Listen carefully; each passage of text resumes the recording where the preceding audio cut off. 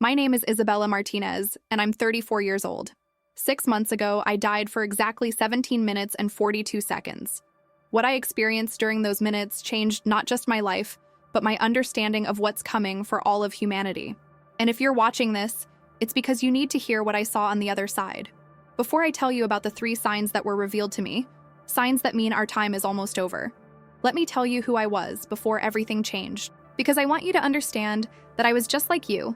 Ordinary, skeptical, living day by day without really thinking about eternity. I lived in Phoenix, Arizona in a modest 2-bedroom apartment that I shared with my cat, Whiskers, and my growing collection of self-help books that I never seemed to finish reading.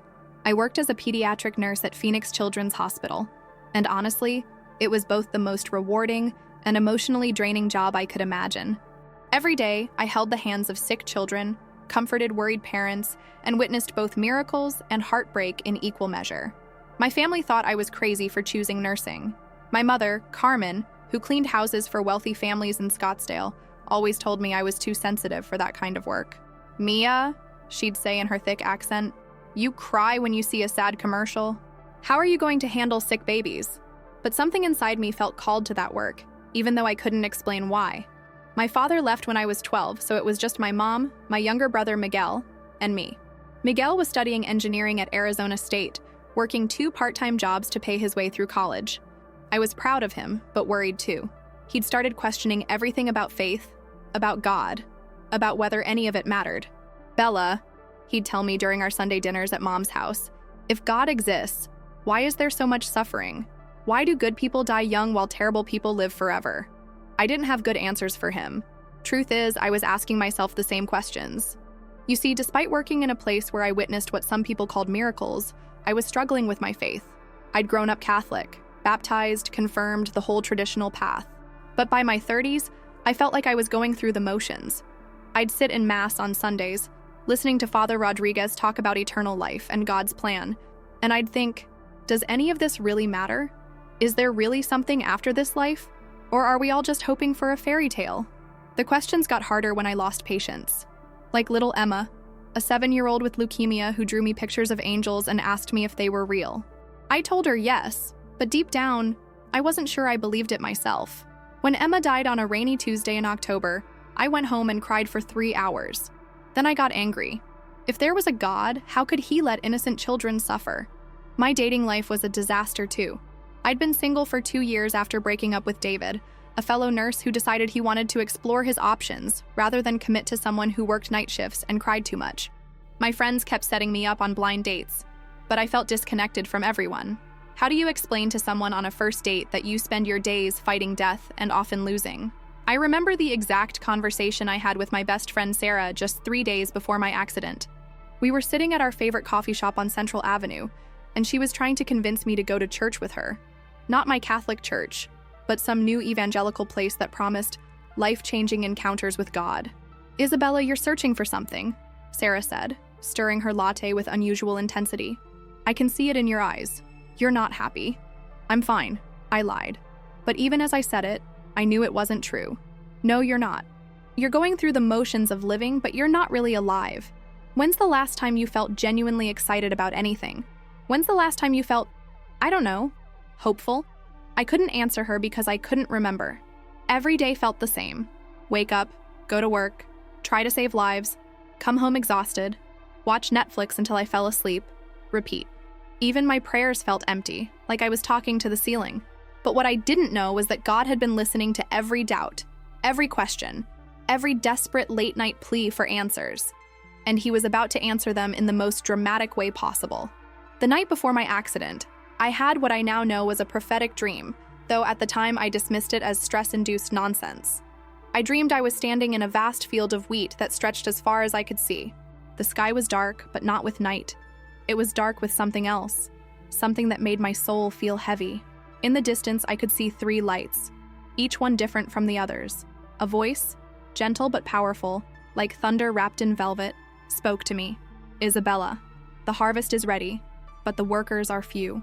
Will you tell them what you see?" I woke up with tears on my cheeks and a strange sensation in my chest, like my heart was trying to tell me something my mind couldn't understand. I made coffee, got ready for work, and pushed the dream aside. Just stress, I told myself. Too many double shifts. But as I drove to work that morning, something felt different about the world. The sky seemed more vivid. Colors appeared brighter. And I had this overwhelming sense that something significant was about to happen. I even called my mom, which I didn't usually do on work days. "Mija, you sound different," she said. "Is everything okay?" "I don't know, Mom. I love you. I wanted you to know that." There was silence on the other end. Then she said, "I love you too, Isabella. Always remember that." Those were the last words my mother spoke to me while I was still the same person I'd always been. Tell me in the comments, have you ever had a dream or feeling that something big was about to change in your life? Sometimes God speaks to us in whispers before he has to use a megaphone. What signs have you been ignoring? On March 15th started like any other day, but it would end with me meeting my Creator face to face. I remember every detail with crystal clarity, the kind of clarity you only get when something monumentally life-changing is about to happen. I was working the day shift in the pediatric ICU. We had a new patient, a 5-year-old boy named Marcus who'd been in a car accident. His family was devastated, and I spent most of the morning trying to comfort his grandmother, who kept whispering prayers in Spanish and clutching a worn rosary. Around 2 p.m., my supervisor asked me to take some medical supplies to our sister hospital across town. It was unusual. Typically, we'd have the supplies delivered, but they were short-staffed and needed someone they could trust to transport some sensitive medications for premature babies. I remember being slightly annoyed about having to make the drive during traffic, but something inside me felt compelled to say yes. Now I know why. God needed me exactly where I was going to be at exactly 3:47 p.m. The drive started normally. I loaded my Honda Civic with the medical coolers, checked my GPS, and pulled out of the hospital parking garage.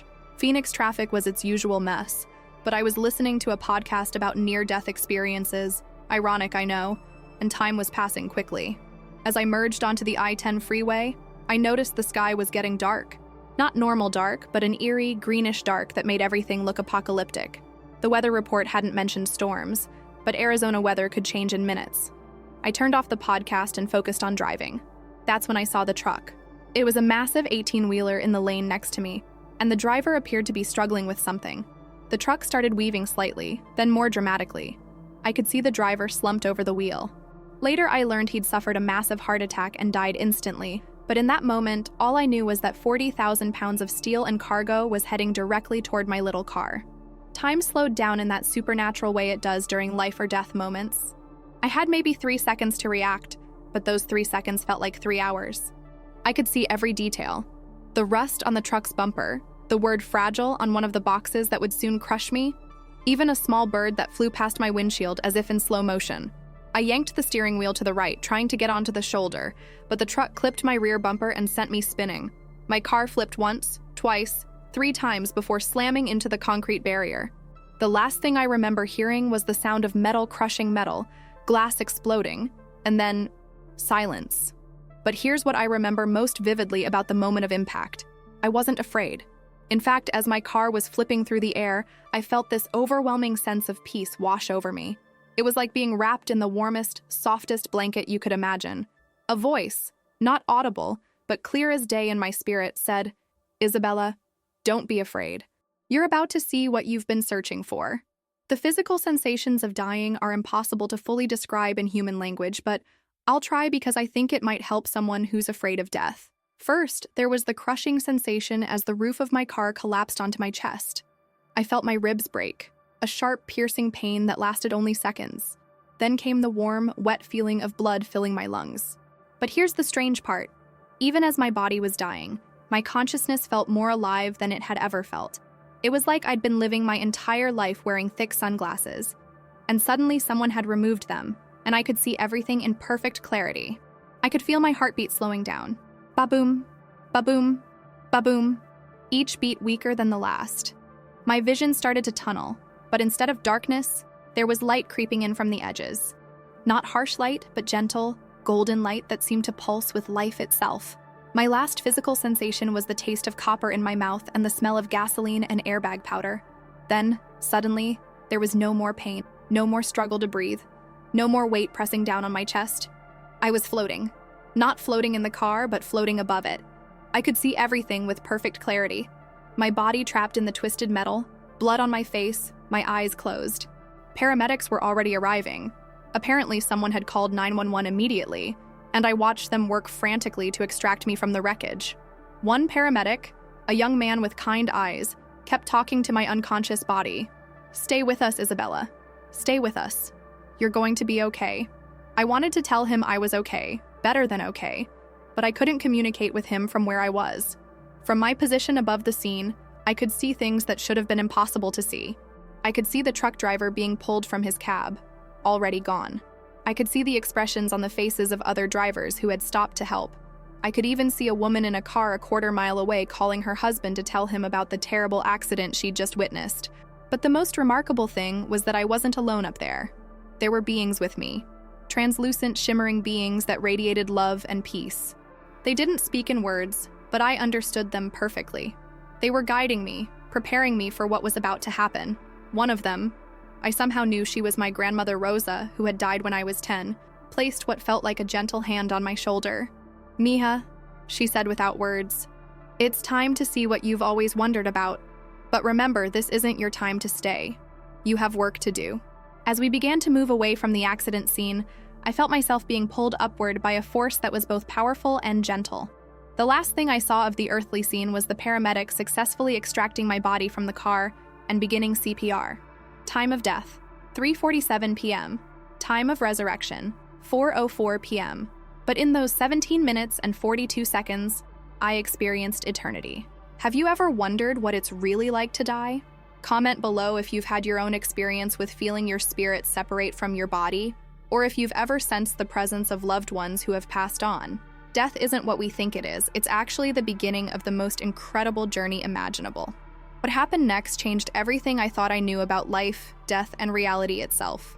If you've ever wondered what comes after our last breath, what I'm about to tell you will either comfort you beyond measure or challenge everything you believe about eternity. As I moved away from my broken body and the chaos of the accident scene, I found myself in what I can only describe as a tunnel of living light.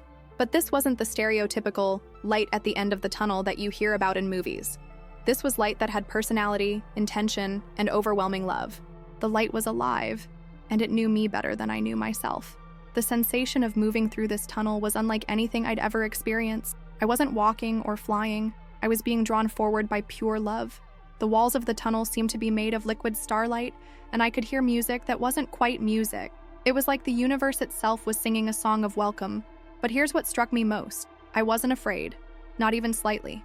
Every anxiety, every worry, every doubt I'd carried in my earthly life had completely vanished. For the first time in 34 years, I felt completely, perfectly at peace. It was like coming home after a very long, difficult journey. As I emerged from the tunnel, I found myself in a place that defies description. Imagine the most beautiful landscape you've ever seen. Rolling green hills, crystal clear streams, flowers that seemed to glow from within. Then multiply that beauty by infinity. The colors were colors I'd never seen before, so vibrant and alive that they seemed to pulse with their own heartbeat. The air itself felt different. It wasn't just oxygen, it was pure life force, and breathing it filled me with energy and joy that radiated through every fiber of my being. I could taste the sweetness of this air, smell fragrances that were both familiar and completely new, feel the soft grass beneath my feet that seemed to welcome each step. But I wasn't alone. Standing before me was a figure of light. Not blinding light, but warm, golden light that felt like love made visible. As this being approached me, I knew without any doubt who it was. Jesus. But he wasn't the Jesus I'd seen in paintings or stained glass windows. This was Jesus in his true glory. And the power radiating from him was so intense that I should have been terrified. Instead, I felt safer than I'd ever felt in my life. His eyes were like liquid love, and when he looked at me, I felt like he was seeing not just who I was, but who I was meant to become. His smile was gentle, but there was also an urgency in his expression that I didn't understand yet. "Isabella," he said, and his voice was like music and thunder and whispers all at once. "My beloved daughter, welcome home." When he called me his beloved daughter, I started to cry. Not tears of sadness, but tears of recognition. This was what I'd been searching for my entire life. This was the love I'd been trying to find in relationships, in work, in achievement. It had been waiting for me here all along. "Lord," I said, and somehow I knew exactly how to speak to him. "I have so many questions." He smiled, and his smile was like sunrise after the longest night. I know, child, and I'm going to show you answers. But first, there's something you need to understand. Your time on Earth isn't finished. I'm sending you back, but not as the same person who died in that car. You're going back with eyes to see what others cannot see, and a voice to speak what others need to hear. That's when he showed me the first glimpse of what was coming. With a gentle gesture of his hand, the beautiful landscape around us transformed into something that made my soul tremble. I was suddenly looking at the Earth from a perspective I'd never seen before. Not just from space, but from outside of time itself. I could see past, present, and future all at once. The signs have begun, Isabella, Jesus said, his voice now carrying a weight that made the air itself seem heavy. What I'm about to show you, you must tell others. Time is shorter than anyone realizes, and my people need to be prepared. He showed me 3 distinct visions, 3 signs that would indicate the final phase of human history had begun. Each vision was more intense than the last, and each one left me with a burning urgency to return to Earth and warn others. But before he showed me these signs, he did something I'll never forget. He embraced me, and in that embrace, I experienced the love of God in its fullness. Every mistake I'd ever made, every sin I'd committed, every moment of doubt or despair, it all melted away in the perfection of his love. I understood, for the first time, that God's love isn't just an emotion. It's a force more powerful than gravity, more constant than the speed of light, more necessary than oxygen. You have questioned my love, he said gently, especially when you watched children suffer. Let me show you what you couldn't see. Suddenly, I could perceive the spiritual realm that exists alongside our physical world. I saw angels, countless angels, ministering to every sick child I'd ever cared for. I saw the moment little Emma took her last breath, but I also saw her soul being carried into paradise by beings of such beauty that no human language could describe them. I saw that her suffering, while real and heartbreaking, was only a momentary shadow compared to the eternal joy waiting for her. Suffering exists because I gave humanity free will, Jesus explained, but suffering is temporary. Love is eternal, and every tear shed on earth will be wiped away in my presence. I wanted to stay in that moment forever, wrapped in his love, finally understanding the mysteries I'd struggled with my entire life. But he gently pulled away, and his expression became more serious. Now, Isabella, you must see what's coming. These 3 signs will appear before my return, and when they do, my people need to be ready. The world will try to explain them away, but you'll know the truth. And you must tell others. The peace I'd been feeling was replaced by a holy fear. Not fear of Jesus, but fear of what he was about to reveal. The atmosphere around us shifted, and I could sense that what I was about to see would change everything. Tell me in the comments, have you ever felt the presence of Jesus or experienced his love in a way that was unmistakable? Sometimes God gives us small tastes of his glory to prepare us for bigger revelations. What moments in your life have felt touched by the divine? Share your experiences below. You might encourage someone who's still searching. The first sign Jesus showed me made my spirit tremble with both awe and dread. As we stood in that heavenly realm, the beautiful landscape around us transformed into a cosmic viewing portal where I could see events that were yet to come on Earth. Isabella, Jesus said, his voice now carrying the authority of the creator of the universe. What you're about to see is already in motion. The first sign is the Earth itself crying out in labor pains, preparing for my return. Suddenly, I was witnessing the planet from a perspective outside of time and space. I could see the Earth as a living entity, and it was convulsing like a woman in childbirth.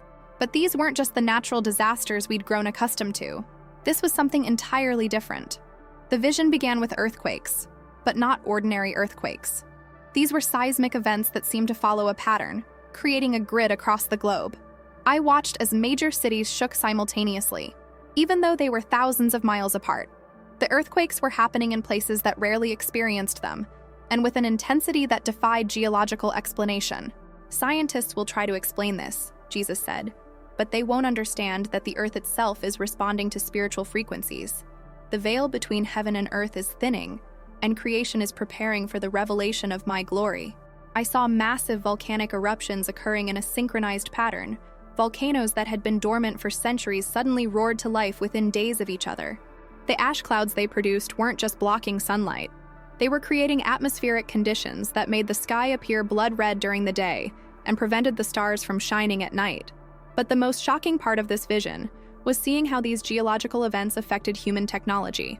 Every major earthquake triggered massive electromagnetic pulses that knocked out power grids, satellite communications, and internet infrastructure. I watched as entire continents went dark, not from destruction, but from the Earth's magnetic field fluctuating wildly. "This is why I'm telling you now, Isabella," Jesus explained. "When these things begin to happen, people won't be able to communicate normally. The internet that humanity has become dependent on will become unreliable. Social media, news outlets, even emergency systems will fail intermittently. That's when my people will need to depend on supernatural communication, prayer, prophecy, and the witness of those like you who have seen these things in advance." The vision shifted, and I saw weather patterns that seemed impossible. Hurricanes and tornadoes appearing in regions that had never experienced them before. Snow falling in tropical climates while deserts experienced unprecedented floods. But again, these weren't random. There was an intelligence behind the pattern, like the earth itself was trying to spell out a message. "The message is this," Jesus said, reading my thoughts. "Time is running short. These geological and atmospheric signs will intensify rapidly once they begin. From the first synchronized earthquake to the peak of these phenomena will be only 18 months. That's how long humanity has to prepare their hearts." I watched in awe as I saw the spiritual realm's response to these earthly convulsions. Every earthquake, every volcanic eruption, every unprecedented weather event was accompanied by increased angelic activity.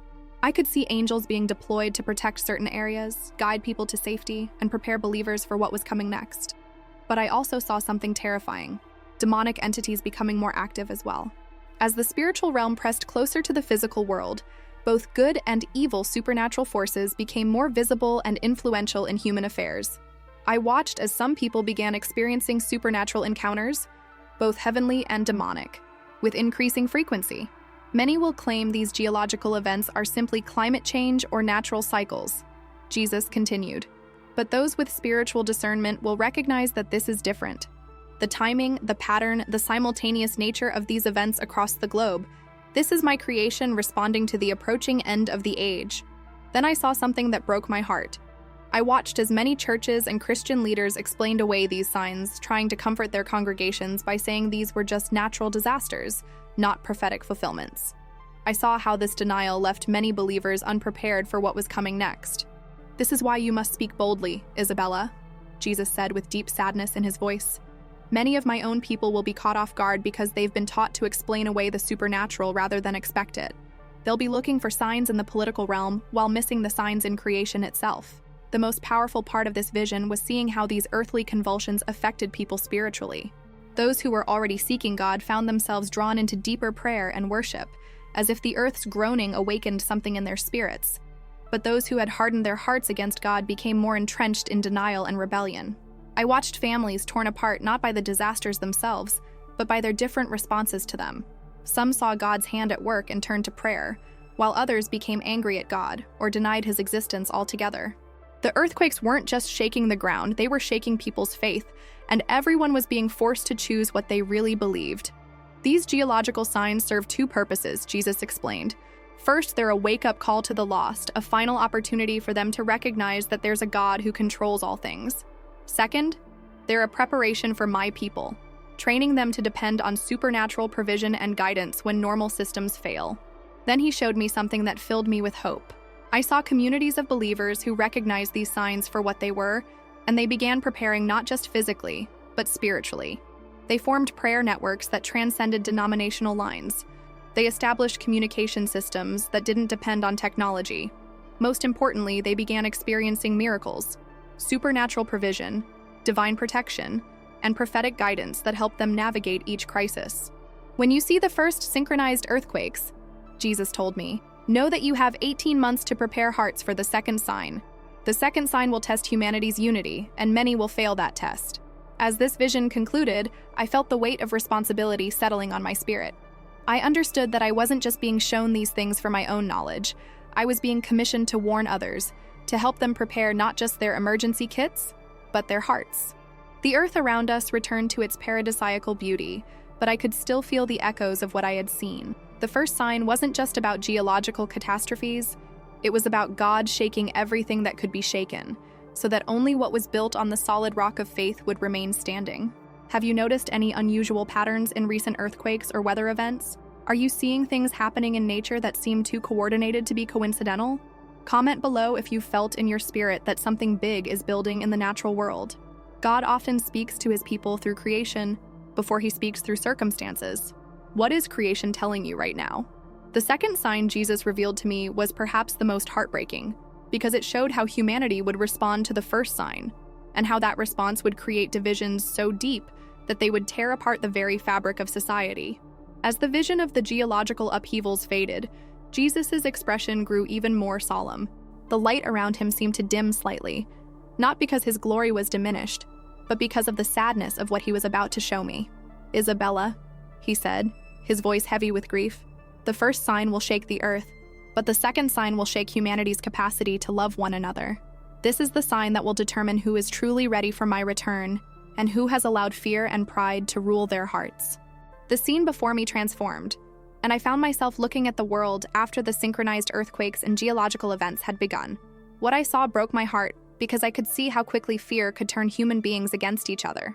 I watched as the initial response to the geological catastrophes actually brought people together.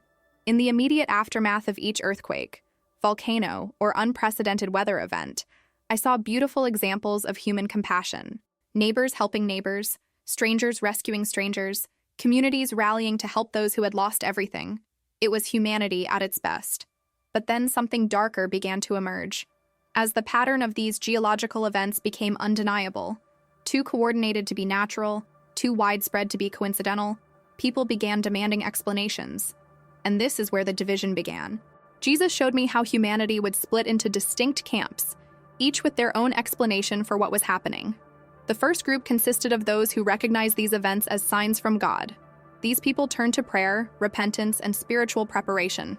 They began forming communities based on faith and mutual support, sharing resources and caring for each other regardless of their previous differences in denomination, race, or social status.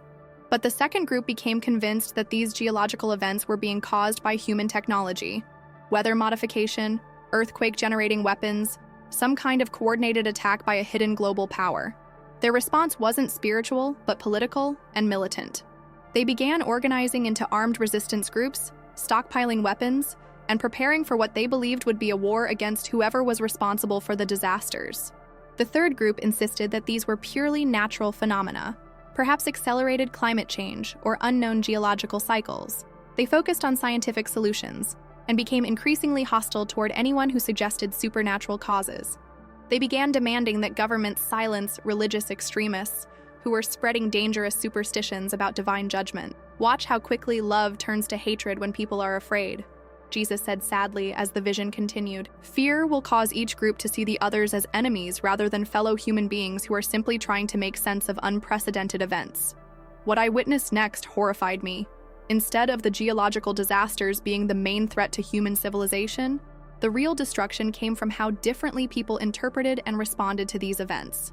Wars broke out not over resources or territory, but over competing explanations for what was happening to the planet.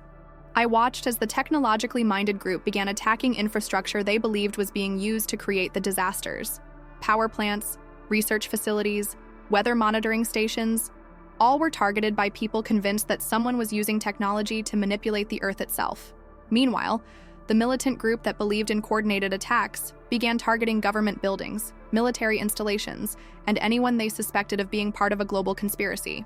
They couldn't accept that these events might be supernatural, so they created human enemies to fight against. Most tragically, both of these groups began persecuting the believers who claimed these were signs from God. The scientific materialists saw them as ignorant and dangerous, while the militant conspiracy theorists saw them as useful idiots being manipulated by the real perpetrators. "This is the test," Jesus explained as I watched families, churches, and entire communities split apart along these ideological lines.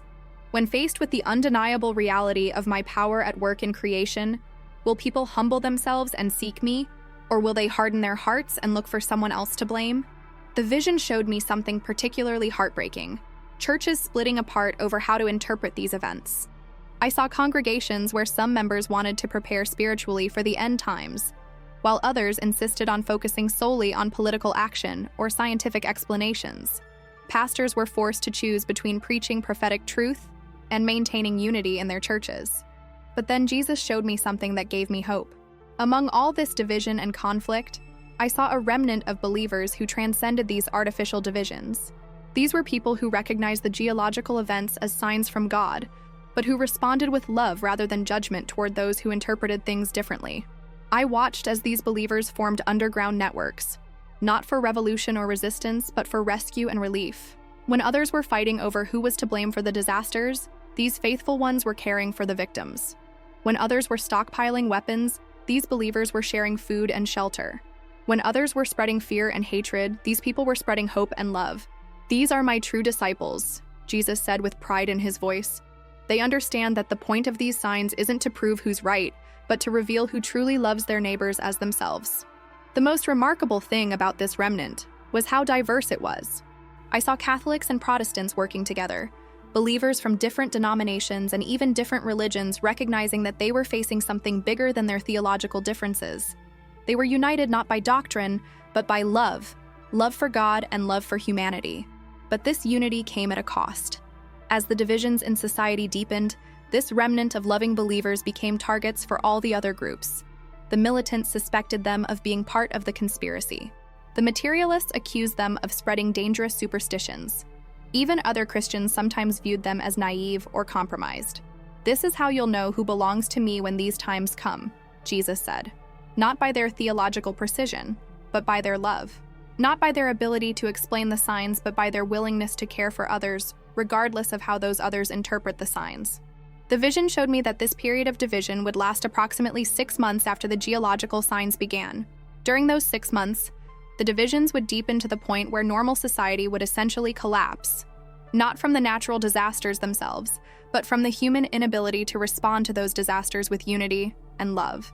"And then," Jesus said, his voice taking on a tone of finality, "when humanity has proven that it cannot unite even in the face of obvious supernatural intervention, the third sign will appear, and that sign will reveal the truth about my return that will shock even many of my own people." As this vision faded, I felt overwhelmed by the tragedy of it all. Not the earthquakes or volcanoes, those were just physical events. The real tragedy was seeing how quickly human beings would turn against each other when faced with the unknown. The second sign wasn't really about disasters dividing humanity. It was about humanity choosing division over unity, fear over love, blame over repentance. Are you seeing signs of this division already beginning in how people interpret current events? Do you notice how quickly fear can turn neighbors into enemies and brothers into strangers? Comment below if you've witnessed the kind of love that transcends ideological differences, or if you've seen examples of people choosing unity over division in times of crisis. In these coming times, love won't just be a nice sentiment, it will be the defining mark of who truly belongs to God. The third sign Jesus revealed to me shattered everything I thought I knew about his second coming, and I believe it will shock most Christians just as much as it shocked me, because it's not at all what we've been taught to expect. As the vision of humanity's division faded, Jesus took my hands in his, and feeling his touch was like being connected to the source of all life itself. His eyes, filled with both infinite love and infinite power, looked directly into mine. "Isabella, what I'm about to show you is the most important thing you'll carry back with you. Many of my people are watching for my return, but they're looking in the wrong place and expecting the wrong thing. The third sign will reveal the truth about how I'm really coming back." The atmosphere around us changed dramatically. The peaceful, beautiful realm where we had been standing transformed into what I can only describe as a cosmic theater. I found myself suspended in space, able to see the entire Earth as well as the heavenly realms that surround it. Most believers think I will return as I left, descending from the clouds, visible to all in a single dramatic moment, Jesus continued. But that understanding is incomplete. Yes, that will happen, but it's not the first phase of my return. The third sign will reveal the truth. My return begins from within my people. What happened next defied everything I had been taught about the second coming. Instead of seeing Jesus descend from heaven to earth, I watched as something extraordinary began happening to believers all around the world. It started during the peak of the geological chaos and societal division I had seen in the previous visions. Just when humanity seemed to be tearing itself apart completely, I saw individual believers around the world begin to glow with an inner light. Not metaphorically, literally. They were emanating the same golden living light that surrounded Jesus in heaven. "This is the third sign," Jesus explained as I watched in awe. "I don't return to my people first. I return through my people. The divine nature I placed within every believer will begin to manifest visibly in the physical realm. I watched as these transformed believers, and there were thousands of them scattered across every continent, began demonstrating abilities that could only be described as supernatural. They were healing the sick with a touch, speaking words that calmed natural disasters, providing food and water that multiplied miraculously. And most remarkably, they were able to communicate across any language barrier as if everyone could understand them perfectly. But here's what shocked me most. This transformation wasn't happening to who I expected. I watched as some of the most prominent Christian leaders, pastors of megachurches, famous televangelists, and celebrated theologians remained completely unchanged. Meanwhile, the light was manifesting in people I never would have anticipated. A homeless woman in Mumbai who spent her days caring for street children, an elderly janitor in Sao Paulo who prayed for every office he cleaned, a teenage girl in rural Kenya who had never owned a Bible but who talked to Jesus like he was her best friend. Many who think they know me will be surprised, Jesus said sadly, and many who thought they were unworthy will discover they've been my beloved children all along.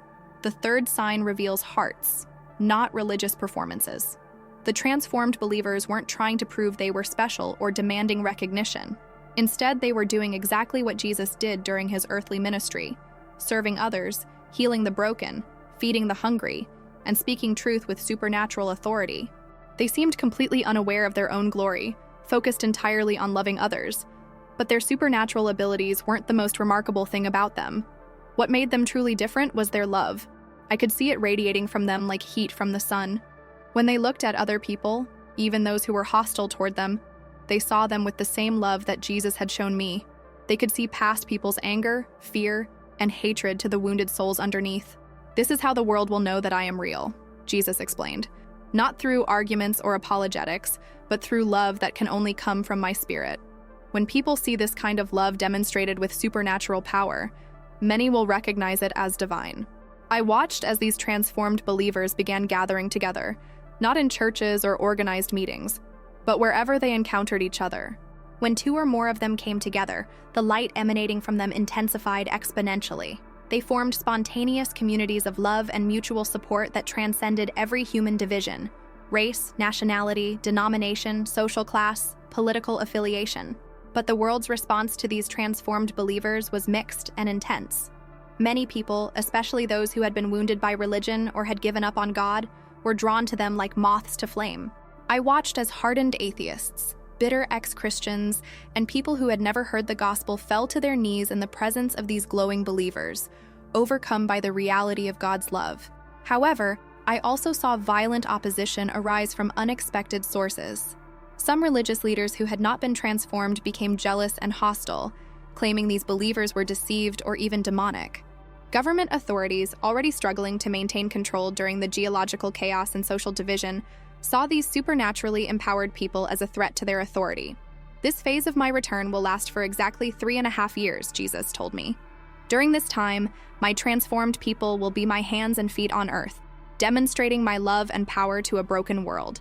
They will be protected supernaturally, but they will also face intense persecution from those who reject what they represent.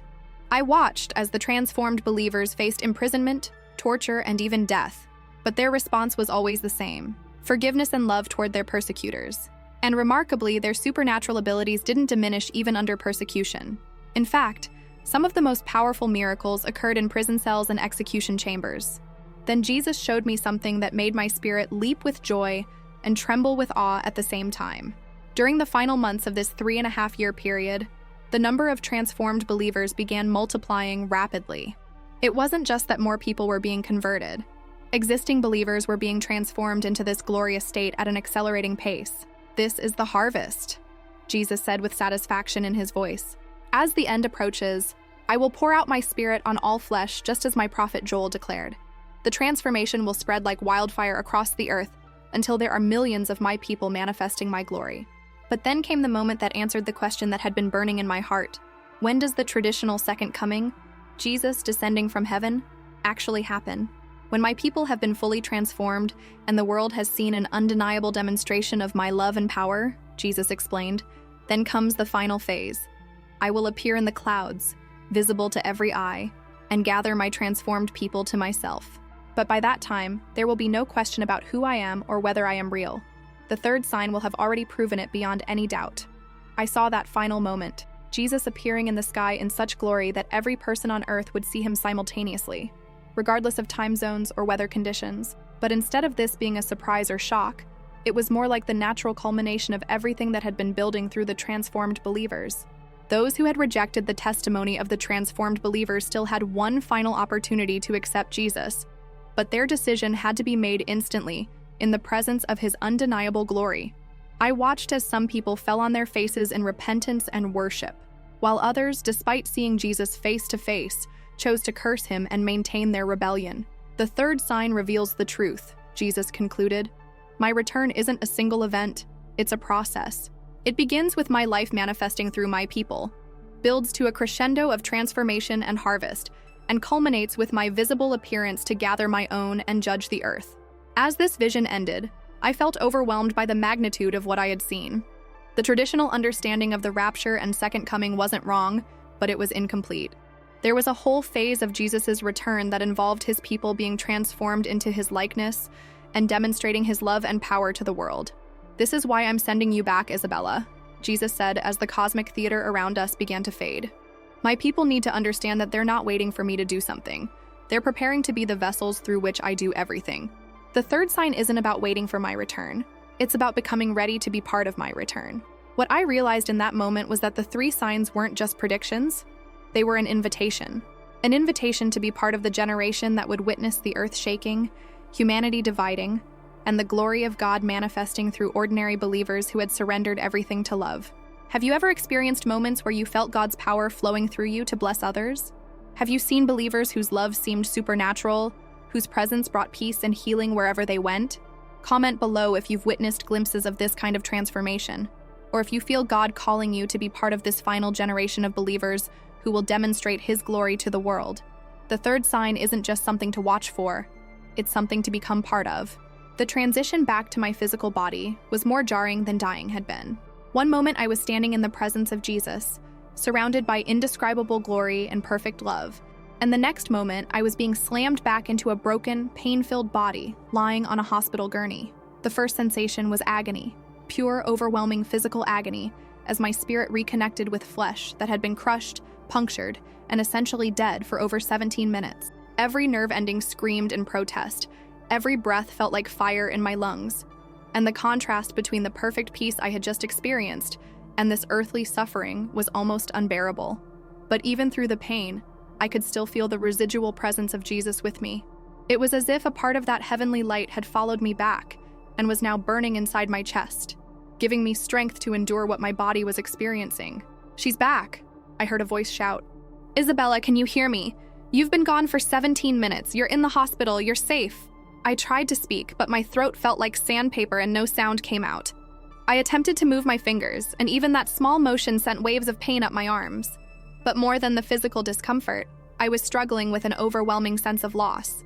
I had been in paradise, in the presence of perfect love, and now I was back in this broken world with its limitations and suffering. "Jesus," I whispered so quietly that even I could barely hear it. "Jesus, help me." And immediately, that inner light flared brighter. The pain didn't disappear, but it became manageable. The fear didn't vanish, but it was overshadowed by a deep, unshakable peace that I knew came from beyond this world. Over the next several days, as my body slowly healed from multiple broken ribs, a punctured lung, internal bleeding, and a severe concussion, I struggled with how to process what I had experienced. The medical staff called my survival a miracle, and they weren't wrong. By all medical standards, I should have died in that car. The fact that I came back to life after 17 minutes of no pulse, no breathing, and no brain activity was medically impossible. But the real challenge wasn't explaining my survival. It was figuring out how to tell people what I had seen without sounding completely insane. My mother was the first person I tried to tell. She had been by my bedside for 3 days straight, praying her rosary and refusing to leave even when the doctors suggested she go home to rest. When I finally was able to speak clearly, I looked into her worried eyes and said, "Mama, I saw Jesus. He showed me things that are going to happen." Her reaction was immediate tears, but not tears of joy. They were tears of concern. "Mija, you hit your head very hard. The doctors said you might have some confusion for a while. You just need to rest and get better." It was the same response I got from almost everyone.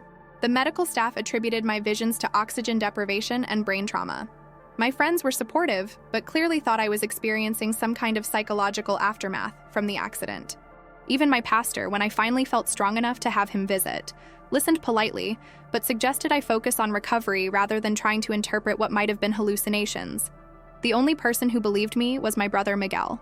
When I told him about the 3 signs, about seeing Jesus, about the mission I had been given, he listened intently without interrupting. When I finished, he was quiet for a long time. "Bella," he finally said, "I've been an atheist for 3 years. I stopped believing in God because I couldn't reconcile suffering with the idea of a loving creator. But something about what you're telling me, it feels true. Not just possible, but true." That conversation with Miguel gave me the courage I needed to start sharing my experience more widely. But I quickly discovered that having a mission from Jesus and being able to fulfill that mission were 2 very different things. The first challenge was physical. Even after I was released from the hospital 6 weeks after the accident, I was dealing with chronic pain, fatigue, and what doctors called post-traumatic stress disorder. There were days when just getting out of bed felt impossible, let alone trying to warn the world about coming prophetic events. But the deeper challenge was spiritual. The light I had brought back from heaven, that inner presence of Jesus that had sustained me through the initial recovery, began to feel dimmer as I got caught up in the mundane realities of earthly life. Bills needed to be paid, insurance claims needed to be filed, physical therapy appointments needed to be kept. It was easy to start doubting whether any of it had really happened. That's when I learned my first lesson about carrying a heavenly mission in an earthly body. Faith isn't a feeling, it's a decision you make every day. Every morning I had to choose to believe that what I experienced was real, even when the memory seemed as distant as a dream. Every day I had to choose to speak about the 3 signs, even when people looked at me like I was delusional. Every evening, I had to choose to trust that God would provide a way for me to fulfill this mission, even when I felt completely inadequate for the task. 3 months after the accident, I started a small blog where I wrote about my experience. I titled it 17 minutes and 42 seconds and began sharing the visions Jesus had shown me. The response was immediate and polarized. Some people were deeply moved and said my account confirmed things they had been sensing in their own spirits. Others accused me of everything from attention-seeking to demonic deception. But then something remarkable happened. People began contacting me to share their own experiences. A woman in Texas wrote to tell me about a dream she'd had about synchronized earthquakes. A man in Florida said he'd been having visions of believers glowing with supernatural light. A teenager in Ohio told me about prophetic dreams that aligned perfectly with the 3 signs I had described. I realized that I wasn't the only one God was speaking to about these coming events. There were others, scattered around the world, who were receiving similar revelations. We began connecting through my blog, forming a network of people who were preparing spiritually for what was coming. But the opposition intensified as well. I lost my job at the hospital because some of my colleagues complained that my religious fanaticism was making them uncomfortable. My landlord didn't renew my lease, claiming that the people visiting my apartment for prayer meetings were disturbing other tenants. Some of my oldest friends stopped talking to me entirely. The isolation was the hardest part. There were nights when I lay awake wondering if I had imagined everything, if I was just a brain-damaged woman clinging to delusions rather than facing reality. But every time I reached that point of despair, I would feel that inner light flare up again, and I would remember Jesus' words, "Isabella, you have work to do." 6 months after my return from heaven, I experienced what I now recognize as a breakthrough moment. I was speaking at a small church in Tucson, one of the few pastors brave enough to invite me despite my controversial message, when something extraordinary happened. As I was describing the 3rd sign, the transformation of believers, a woman in the front row began to glow. Not metaphorically, literally. A soft golden light began emanating from her skin, just like what I had seen in my vision. She wasn't trying to make it happen. She seemed as surprised as everyone else. But as she sat there, tears streaming down her face, the presence of God in that room became so thick that half the congregation fell on their faces in worship. "It's starting," I whispered, remembering Jesus' words about the timing of these events. The 3rd sign is beginning. That night, I understood why God had brought me back. It wasn't just to warn people about what was coming. It was to help them recognize it when it began to happen. The geological signs hadn't started yet, but the spiritual preparation for them was already underway. Since that night in Tucson, I've spoken to thousands of people across the country. Some of them think I'm a prophet, others think I'm a fraud. But what matters to me is that the message is getting out. People are being prepared. Hearts are being softened. And those who have ears to hear are beginning to understand that we're living in the final chapters of human history. The physical effects of my accident will probably stay with me for the rest of my earthly life. I still have chronic pain. I still get tired more easily than before. And there are days when the weight of this mission feels overwhelming. But I also carry something inside me that makes all of that bearable. The absolute certainty that Jesus is real, that he loves us beyond measure, and that he's coming back soon. Every morning when I wake up, I pray the same prayer. Jesus, help me be faithful to what you showed me. Help me love people the way you love them. And help me be ready to be part of that final generation of believers who will demonstrate your glory to the world. Because that's what I learned in those 17 minutes and 42 seconds. We're not just waiting for Jesus to return. We're preparing to be part of his return. The 3 signs aren't just things to watch for, they're things to get ready for. And the time to prepare is now. Have you felt God calling you to be part of something bigger than yourself? Have you sensed that we're living in significant times that require spiritual preparation? Comment below and share what God is speaking to your heart about these coming days. Don't be afraid to share your own supernatural experiences or prophetic dreams. You might be one of the people God is raising up to help others prepare for what's coming. And if this message has touched your heart, if you feel the Holy Spirit confirming that these things are true, then please don't keep it to yourself. Share this video with others who need to hear it. Subscribe to this channel and turn on notifications, because I'll be sharing more revelations as God gives them to me. The harvest is ready, but the workers are few. Will you be one of the workers? Will you help prepare others for the greatest supernatural events in human history? The choice is yours, but the time is short. Remember, Jesus is coming back, but not the way most people expect. He's coming back through his people first, and then he's coming back for his people. The question isn't whether you'll see his return. The question is whether you'll be part of it. Keep watching, keep praying, and keep preparing. The signs are beginning, and our King is coming home.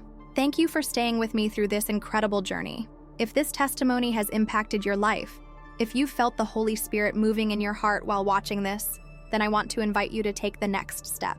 First, give your life completely to Jesus if you haven't already. Don't wait for the signs to begin.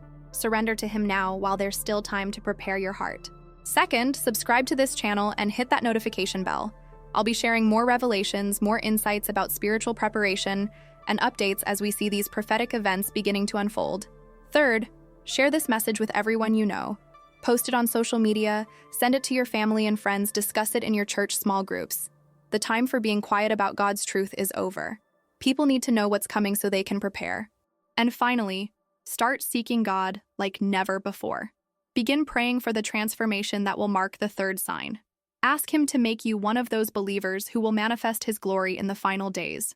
Prepare your heart to be part of the greatest spiritual awakening in human history.